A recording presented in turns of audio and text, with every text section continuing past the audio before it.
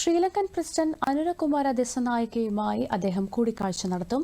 സന്ദർശനവേളയിൽ അദ്ദേഹം വിവിധ പരിപാടികളിൽ പങ്കെടുക്കും.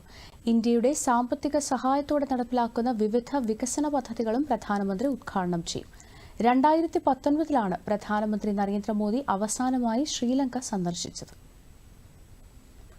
സന്ദർശനത്തിന്റെ ഭാഗമായി ശ്രീലങ്കയിലെത്തിയ പ്രധാനമന്ത്രി നരേന്ദ്രമോദിക്ക് ഇന്ത്യൻ സമൂഹത്തിന്റെ നേതൃത്വത്തിൽ കൊളംബോയിൽ ഊഷ്മള സ്വീകരണം. സ്ത്രീകളും കുട്ടികളും അടക്കം നിരവധി പേരാണ് അദ്ദേഹത്തെ സ്വീകരിക്കാനെത്തിയത്. കൊളംബോയിലെ ഹോട്ടലിൽ പ്രധാനമന്ത്രിക്കായി ഒരുക്കിയ പാവകളിയും അദ്ദേഹം വീക്ഷിച്ചു.